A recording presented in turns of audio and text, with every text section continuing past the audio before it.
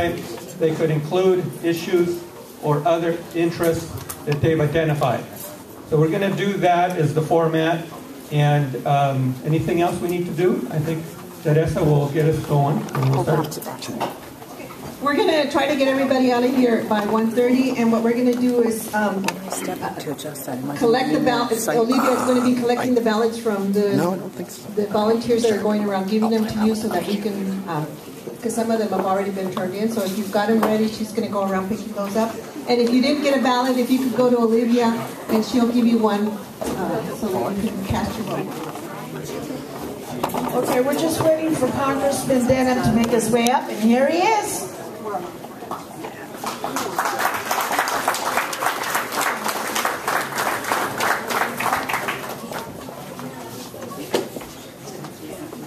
So my question to the candidates is, do you want your lunch now?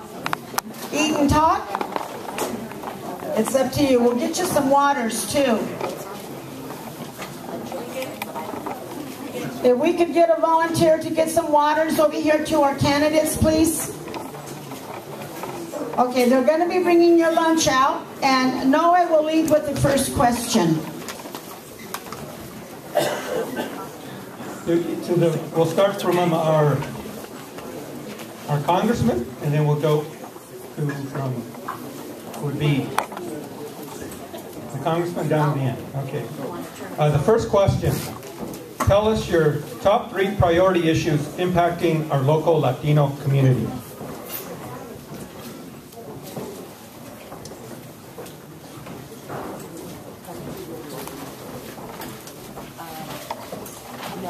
Well, I think the biggest issue by far is the same issue that we're facing throughout the entire valley. It's jobs. Our unemployment rate right now is unacceptable. We're twice the national average. Congressman Cardozo and I have continued to invite the president to come here and see why the Central Valley is different. Our ag jobs, our ag economy, and the jobs that we need, they're tied to water. Water is obviously a huge issue here in the valley, and we don't have jobs without it. And so we passed a water bill, 1837, which showed the priority of the House. I'm working with Dianne Feinstein to make sure that we actually get something back out of the House, or back out of the Senate as well, but we've got to have more water storage, more water certainty, and more jobs here in the Central Valley for our ag economy. Thank you.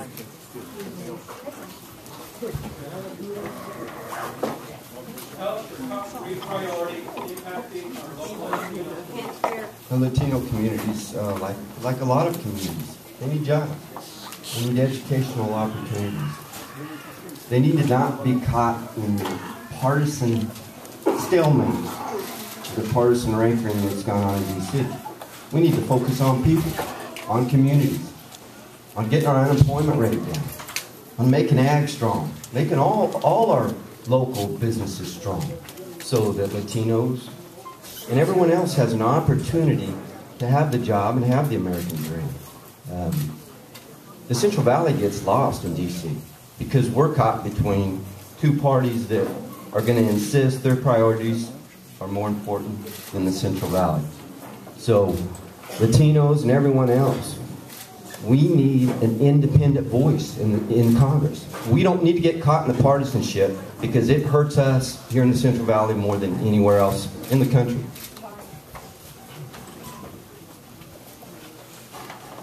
Well, I actually have 4 issues that are of primary interest to the Latino community, I believe.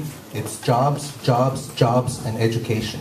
Those are the things we need to be focusing on for our kids, for the future of our kids. Embedded in that is the fact that we need to look at passing something of a similar to what California passed with respect to the DREAM Act.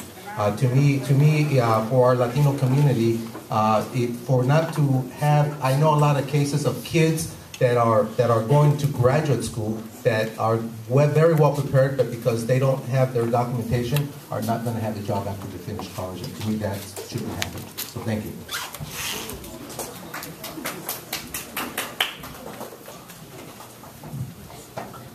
I'm Mike Barkley. Excuse me, I walked myself into a kidney infection, so I'm getting over that. I would like to present 2 issues. The first one is We need to bring the jobs back to this country. The jobs are already out there. The economy is booming overseas for the manufacturing for the U.S. market, but it's not booming here. We need to bring those jobs back. On my website, which is on my card, there are a number of ways to do that. I've been collecting them from elsewhere and devising my own. One of those ways we can possibly even get past the Republicans. The second one I want to bring up is that we need to get behind the DREAM Act. We need to get behind respect for the Latino community, and our governments at this point are just somewhat ignoring them, and that needs to be fixed. And part of that, we need to shorten the statutes of limitation on immigration. Thank you.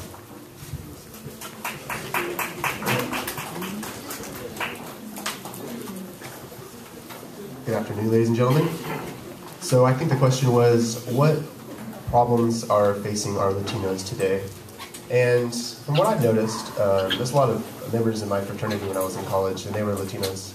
And one of the biggest problems is illegal immigration, I think, right now, and how that's affecting everything, mainly from the way that work is established and how pretty much how that needs to be addressed and how it can be used to fix our immigration and how we can augment that and allow that problem to be solved. Another issue, I think, is bilingual types of education. When I was a teacher, I noticed that there's a lot of people who get lost up in the gap when they go down to Mexico when they have to go. Their families go down there during the seasons for picking vegetables and produce, and there's a big lag in the amount of.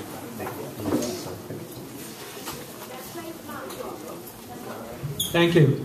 The second question is, do you support or oppose efforts to reform the U.S. immigration system? Specifically, if elected, what actions will you take regarding comprehensive immigration reform and the DREAM Act? And this question goes with Mr. Condon. I do support the Federal DREAM Act, and I would, I would take to Congress a message that we need to secure our borders first. We need to not worry so much about the Afghan border or our bases all over the world. We're in some 130 different countries.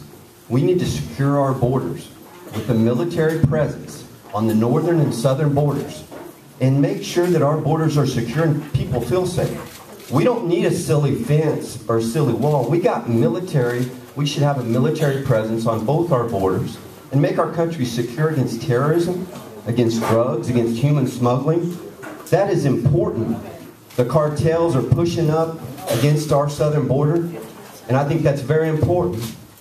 So I would support immigration reform that includes that, and a path for people that have been here a long time, that have contributed, so they can stay. I think those two things can make things better in this country.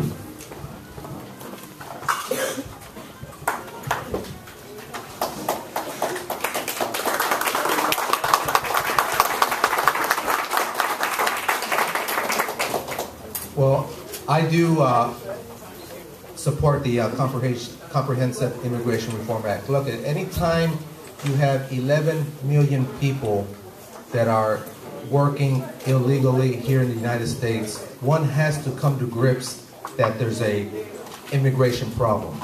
We have to come up with a solution that ensures that our farmers and other industry have the needed workforce to push this economy forward.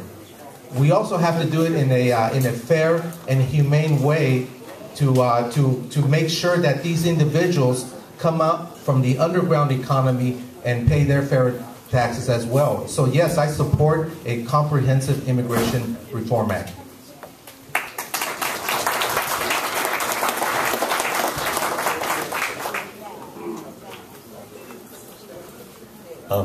Again, adopt the DREAM Act. Secondly, the AFL-CIO on their questionnaire had a 5-point plan that seemed to be a good structure to start with. First, an independent commission to assess and manage future flows of immigrant workers based on labor market shortages that are determined on the basis of actual need. Second, secure an effective worker authorization mechanism Third, rational operational control of the U.S. border. 4, adjustment of status for the current undocumented population. And 5, improvement, not expansion, of temporary worker visa programs limited to temporary and seasonal, not permanent jobs. I would like to add to that a reduction of the statutes of limitation to 5 years for all undocumented immigrants except for those who've been convicted of a felony or left because they were facing a felony threat. As it is now, the statute of limitations is 10 years, or it is infinite. So basically, if it's infinite, it's like you have homicide, bank robbery, and conspiracy to pick vegetables, and I think that's not right. Make it 5 years. Thank you.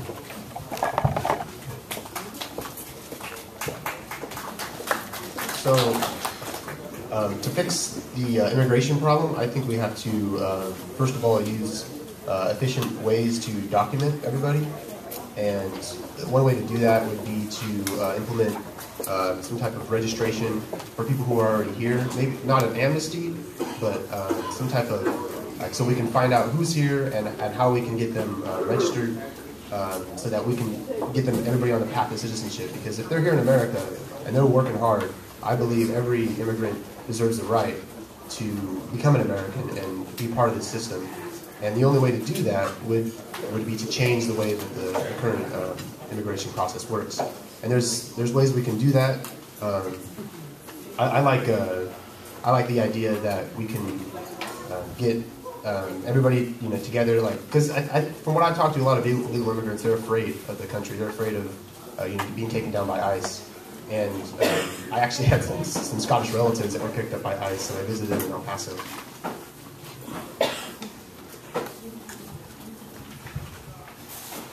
Congressman?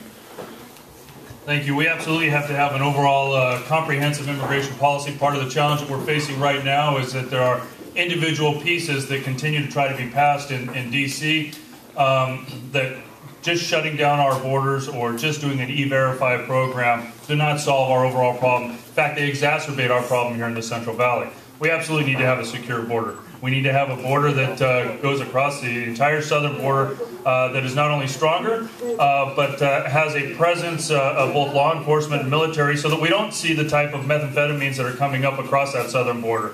Talking to our sheriff here, a lot of our meth labs have been shut down in the Central Valley, but that problem has turned into a problem where drugs are coming up from the south border. We also need to make sure that we've got a way to have a guest worker program. E-Verify alone will shut down our agriculture industry. We've seen that happen in Georgia already, where they implemented a state-run E-Verify program. While it's one thing to have documentation, it is another thing to make sure that we actually have a guest worker program to identify the jobs that are available and in addressing our overall unemployment issue as a whole. Thank you. The next question, it is, what is your position on the federally mandated Secure Communities program? Specifically, what steps will you take to ensure that no entanglement of local law enforcement with federal civil immigration functions? And Mr. Hernandez, question. Well, to me, it's clear and simple. I don't think the local law enforcement should be doing the job of the federal authorities with respect to enforcing issues such as immigration. And so with respect to that, I think we need to separate and keep those responsibilities separate. So it's plain and simple, I think those responsibilities should remain separate.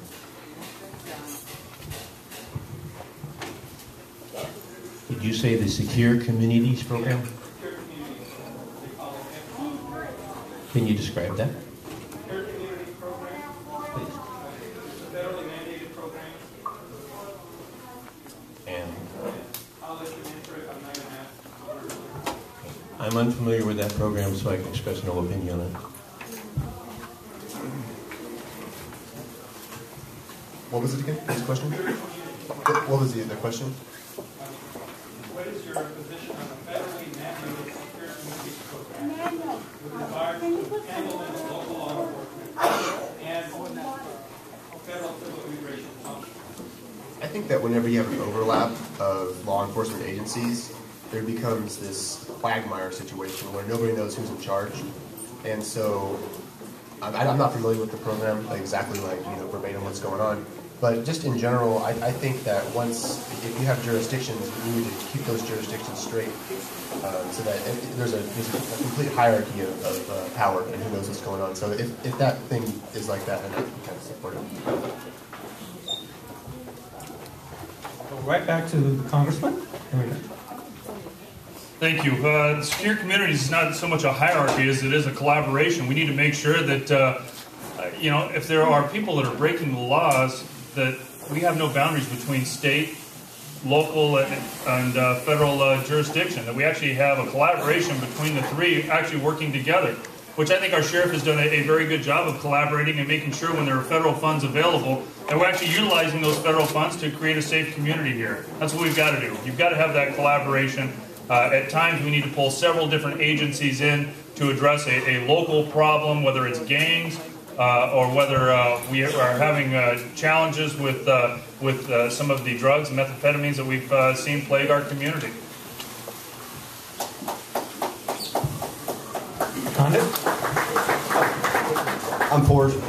I support secure communities. It's a good thing.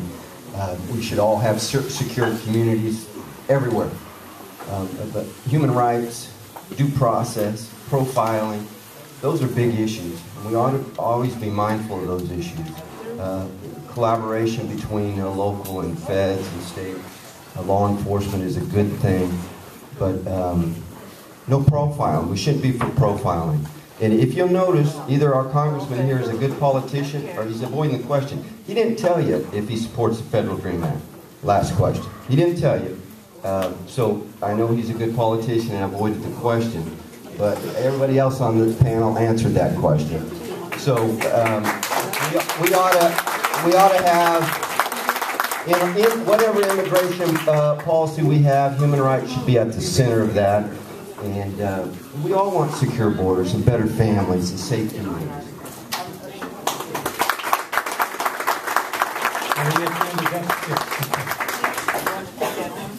That's not the format we have, but you can respond at your 2-minute closing, and then we would get to the questions.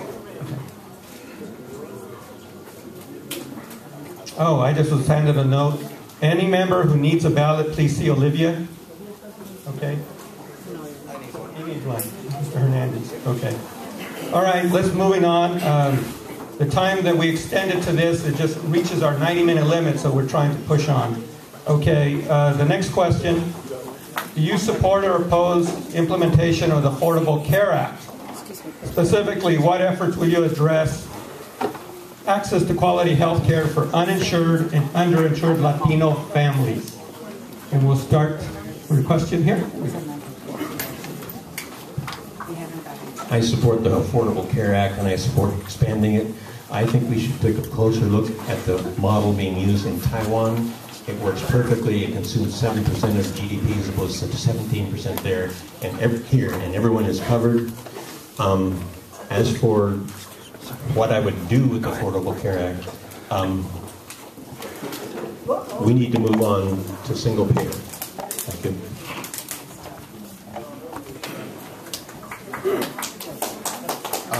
The Affordable Care Act, I don't know what that is.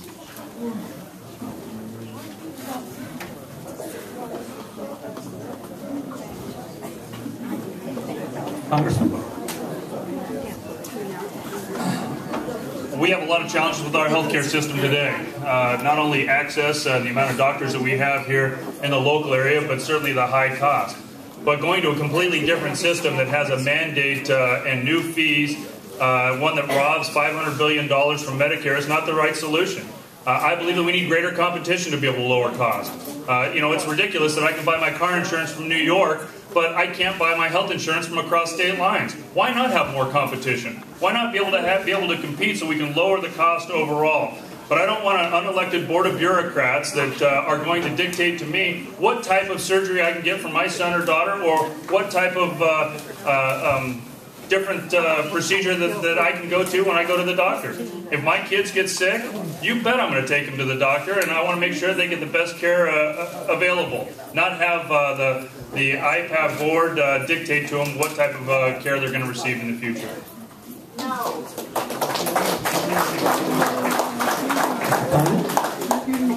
pre-existing coverage, being able to pool when you live with your parents and your kids, pool together to get health insurance, allowing your kid to stay on your health insurance 25, 26 years old, being able to buy insurance out of state, those are good things. I don't know if I don't like the mandate on local business. I really don't. I think it was a 2,800 some page or a huge cram down the throats of small business. Didn't like the mandate. Wouldn't have supported that kind of mandate. I think we got to be real mindful of the mandates we put on small business. But we do need to make efforts to get everybody coverage. Our public option right now is emergency room. Folks show up. Have you ever been there on a Friday or Thursday night? It's a mess.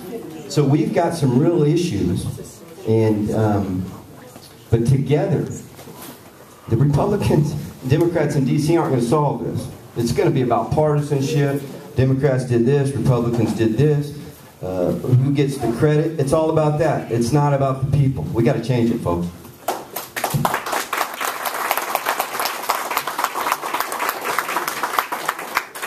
I do support the Affordable Care Act, and let me tell you why. Because I have 5 kids, ages 17 through 9, and they're going to be going to college, and I want to make sure that they have health care coverage up to the age of 26. I think when people come in and get insurance, we should cover pre-existing conditions. I also have, out of those 5 kids, I have 3 daughters. I have my mother and my wife. All 5 people very important to me. I think women should be treated equally with respect to medical care.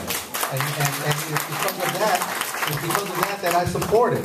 Now, my son, 9-year-old, broke his arm, and he had to get operated because he broke in 2 places. And what happened was, when all said and done, even though having that good old NASA insurance, I ended up paying $10,000 from 12 different sources of people: emergency room, doctor, surgeon, the anesthesiologist, recovery, rehabilitation. That's why we need the reform. We need a single payer system so that we don't have this bureaucracy of paying all these bills and administrative costs.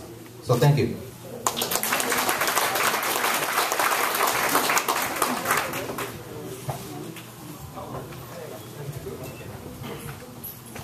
The next question, this is a question on the Jobs Act was recently signed.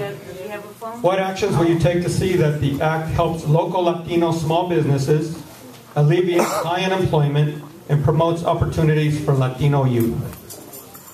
And we'll start at the end.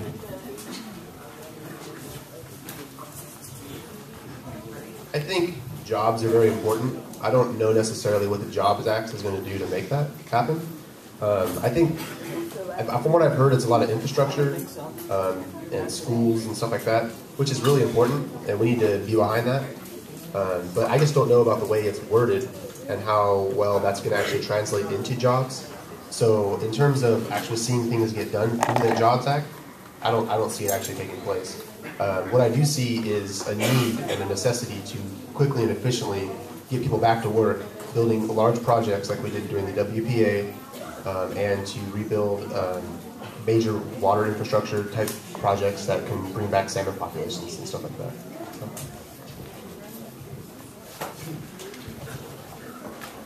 Congressman? I was glad to see that Congress and actually the administration could work together and actually get something done and passed that will be good for the American public.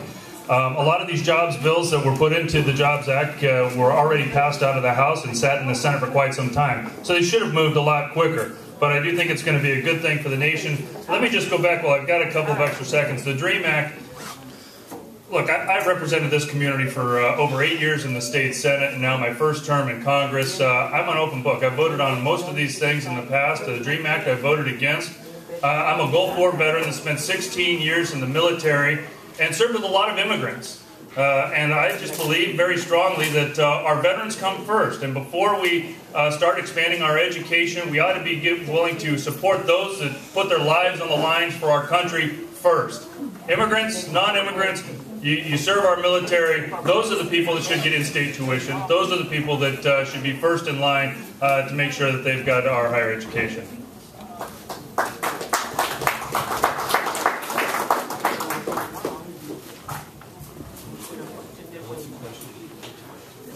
question was with regard to the Jobs Act.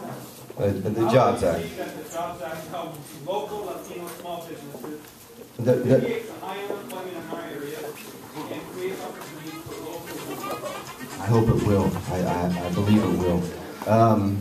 The best Jobs Act we could do. In the last decade, we've got a 33% reduction in manufacturing jobs going overseas. We've lost our manufacturing base.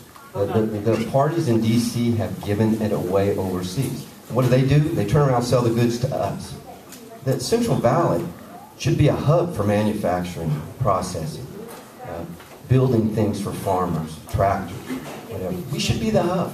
We should be the highlight. You tie UC Merced into that. We should be a shining light, a beacon of agriculture. We should embrace it. That's the best Jobs Act we got. We got it just all up and down, from Bakersfield to Stockton. Farming, agriculture, we should be proud of it and we should embrace it. That's our best Jobs Act we got. And as long as we allow the parties in D.C. to get into the gridlock, the partisanship, our region gets lost, folks. You know it and I know it. Thank you.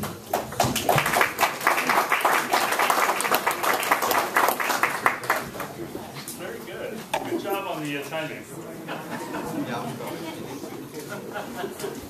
Yes, I do support the Jobs Act, and one of the things that we do anytime we have the ability to improve our infrastructure, I think if we have the mechanism to do it, we should do it. It creates jobs. The one thing I want to ensure for this district is that every tax dollar that's generated here, my understanding is that not all of it comes back to our district. We need to ensure that it does come back to our district in the form of jobs with infrastructure improvements, but not just stop there. We should also be looking at trying to diversify the economy here, trying to entice people from companies from Silicon Valley, the high-tech sector, to establish shop here in the valley, trying to work with our veterans. Right now there's a big business in the foreclosure business of flipping homes. Why not work with our veterans so that we give them the capital to be able to flip the homes and do it themselves so they can make a job in those type of things? Because our veterans deserve jobs when they come back, and we should give them every respect with respect to accomplishing that and giving them jobs. So thank you.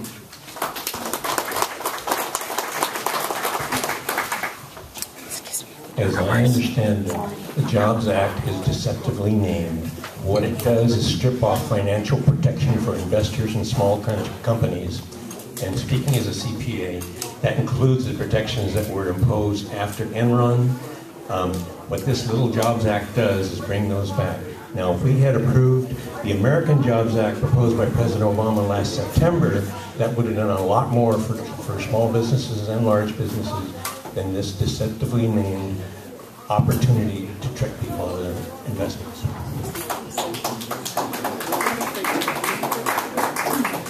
Thank you. Maggie will ask the next two questions. And a quick announcement. See Olivia if you haven't got your ballot, please. I think Olivia's walking around. Thank you. I'll ask these questions because I am a woman and I am a senior citizen. So we are going to start with the congressman. If re-elected, what are you going to do about the cost of Medicaid, Medicare, the solvency of Social Security, and the cost of defense, as well as simplifying our tax code? That's a lot of things for 2 minutes. Absolutely. Let me first start by addressing Medicare, because I think that that's going to be a big focus of this campaign. There's going to be a lot of ads across the nation.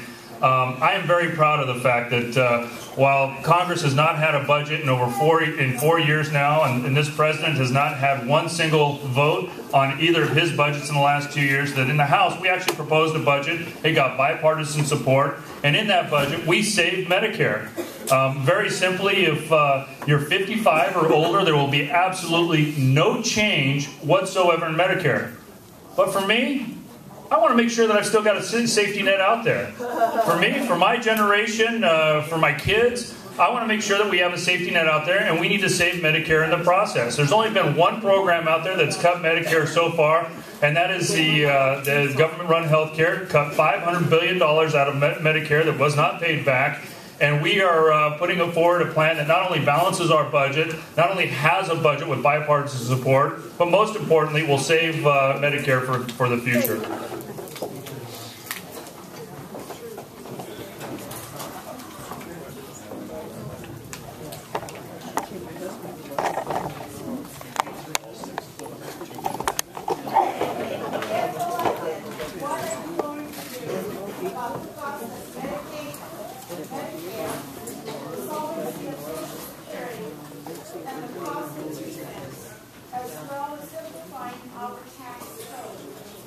Ms. Mejia, excuse me, we cannot hear you. We could not hear the question out here. Same question. If elected, what are you going to do about the cost of Medicaid, Medicare, the solvency of Social Security, and the cost of defense, as well as simplifying our tax code? You guys hear that? I'm supposed to do that in 2 minutes. 1 minute. Tax reform should be simple. Make members of Congress file their own taxes, right? Do their own taxes. We'd have a lot simpler tax code reform. We'd have a lot easier time if each member of Congress had to do that. Medicare, we got to save it, folks. We all have a goal of being older, getting into our senior years. And we ought to save it. Democrats, Republicans, not going to do it. You have some that want to privatize it. You should make sure this congressman here what he feels about privatizing and going in that direction. We ought not do that. It's a safety net for all of us. It should be there for your kids and my kids. Social Security, I'd take it off budget. Got to be saved. It's one of those programs that should last for as long as we can see. It's got to be there for my grandparents, my kids. It's something that is a real safety net, and people pay into it.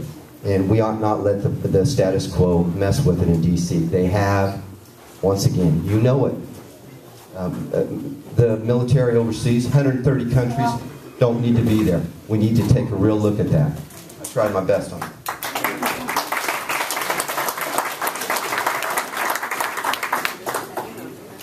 Medicaid and Medicare. Well, the Ryan bill, the budget calls for a voucher system for Medicare. I don't think that's the answer, because what's going to happen is the cost of that voucher is not going to keep up with the cost of health care. So that's definitely not the way we ought to go. Our seniors deserve a dignified way of being treated when it comes to health care. With respect to solvency of Social Security, privatization is not the answer. I think what we have to do is protect Social Security and stop dipping into it for other uses. The cost of defense, Afghanistan, we're spending $5 to $10 billion a month and on that war. Can you imagine how much infrastructure we can be doing and improvements here in our own country with $5 to $10 billion a month? And simplified tax code. We ought to make the budget is calling for again, the Ryan bill budget is calling for not only preserving the Bush era tax cut for millionaires, which averages $129,000, but tripling it, so almost $400,000. We shouldn't do that as well.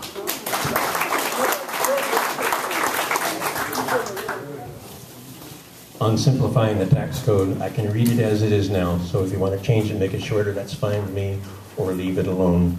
I have on my website, which is on these cards, which I'm happy to hand out, a balanced United States budget. Here it is. It's got some question marks on it to get some more information, but it balances. It protects Social Security, Medicare, Medicaid, moves to single payer, and saves money. Of course, it also knocks a big hole in the Department of War, but I think we need to do that anyway, because nobody can call it the Department of Defense. If you look at the various wars we've had since 1950, none of those have been defensive wars. They've all been expeditions, and we spend billions of dollars and kill thousands of our own people doing that kind of nonsense. We need to cut it down. The oil companies won't like this either, but that's their problem.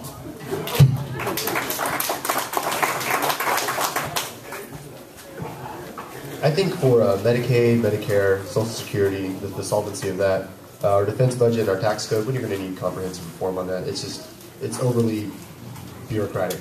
My mom, she works in the ER as a nurse practitioner over there in Sarah Tracy Hospital, and their Medicare it's strapped. When she was working private practice, it was strapped. It's just these things they're not working, and we need to fix them.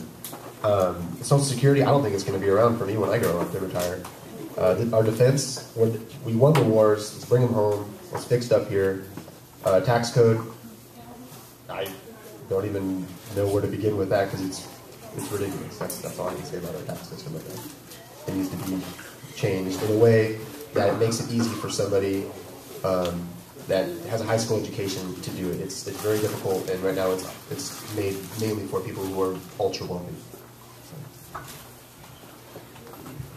Thank you, Maggie. The next question.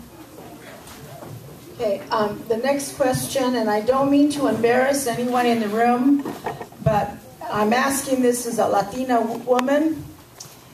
Describe in specific detail your position on women's access to affordable health care, including medical contraception and the morning after pill.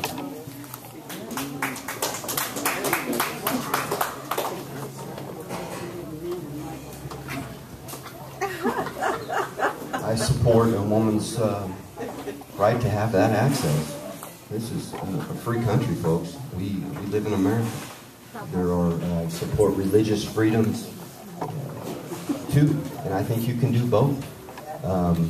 But a woman's right to get this access, we need to always be supportive of that right. I'm going to be a congressman that always errs on the side of freedom. That's what our country should be about.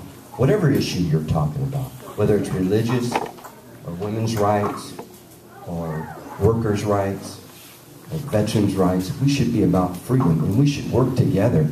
And the priority in D.C. has changed. It's not about that freedom, folks. It's about which party's right, which party gets their way. That's where we've gone the last 10 years. So, and they're assuming you guys are all going to be robots and go in and vote for them. That's what they're assuming. So we can make a real difference.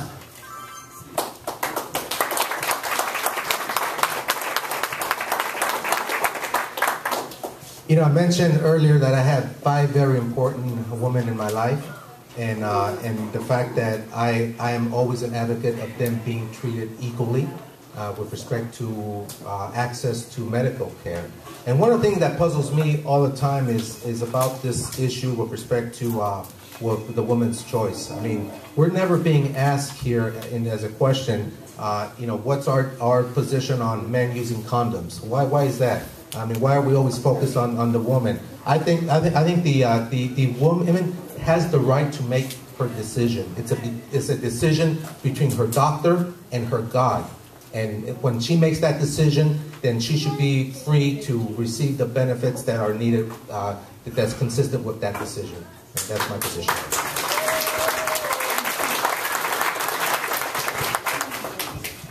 I think the Republicans' recent attacks on women are totally outrageous, and they should stop.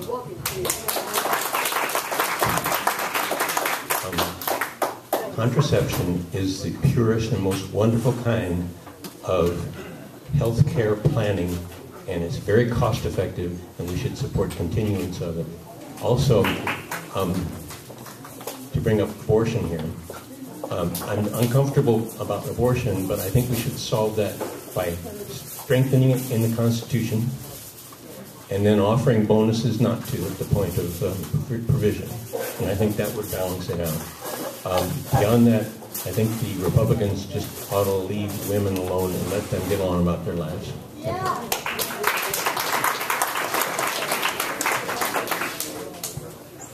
In terms of women's contraception, I'm not a woman, so I cannot say too much about that, other than I think women should choose not to take the day after pill. They should choose not to have abortions. It's best for our country. I also believe that the whole contraceptive debacle right now that's going on Capitol Hill is not really conducive to what's going to be helpful for our country. the entire talk is pretty much going to be about the doctor and the patient situation. It's not really something that should be discussed on Capitol Hill other than between a doctor and a patient. And I think we need to get back to you know, more sound ways to improve our economy. And I think this could be a diverting type of situation right now in modern media. Thank you. Well, right now we're doing really good on time. That I'm going to pull a Mike Wallace, and for our closing, you didn't answer. You didn't. Oh, we went to there. Oh, hold on. Well, let me interrupt though, because I think I'm doing this because you asked to a rebuttal question that you wanted to rebut. So with how we're doing good on time, I'm going to do a Mike Wallace. Going to adjust the format. So for closing, we're going to add time. So you do your closing, plus if you want to save a minute or two to rebut anything that was said, as Kenneth said, we will reserve that time.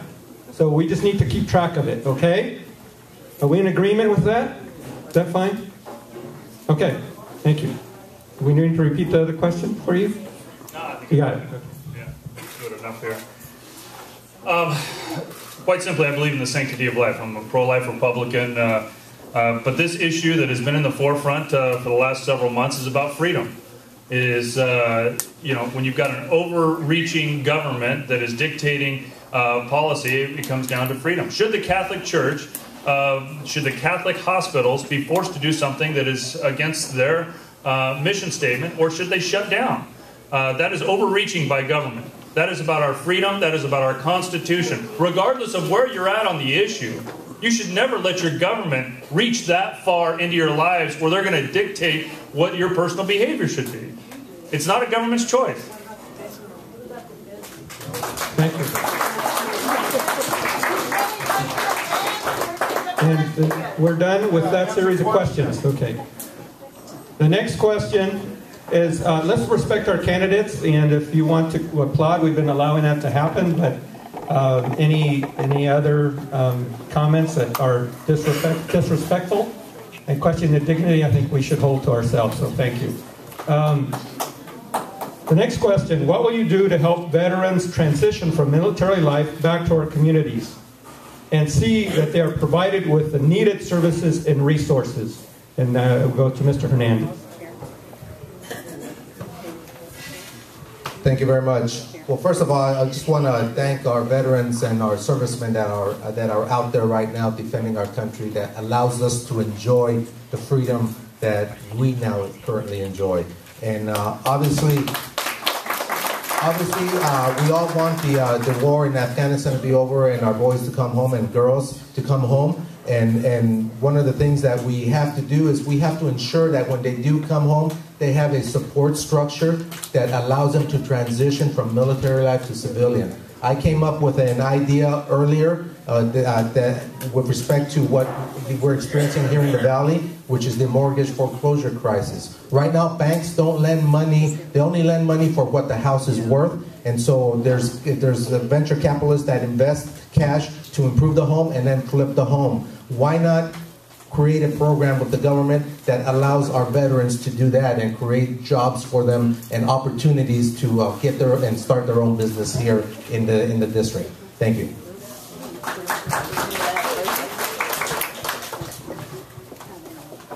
Three of us on this platform have served in the military, and Jose served in NASA, which by anyone's argument could be like a super military because it's a lot more dangerous than what we did. Troy didn't do it because he was born in the wrong era, but he probably would have if he'd been there. So everyone here is friendly to the military.